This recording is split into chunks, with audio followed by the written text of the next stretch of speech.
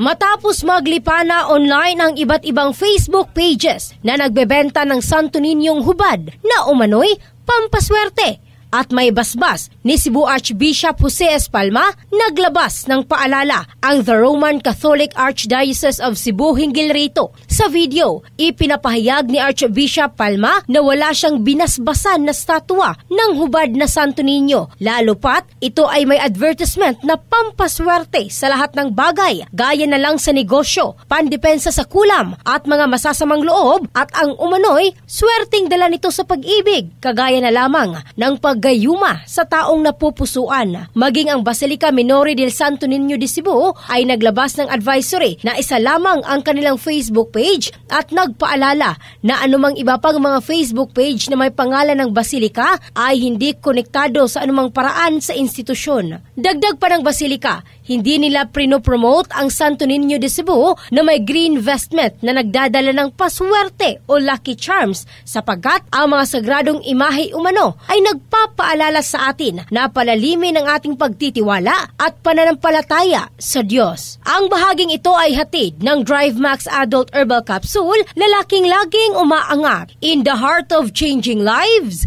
ito si Michelle Craste ng Brigada News Philippines, The Music News Authority.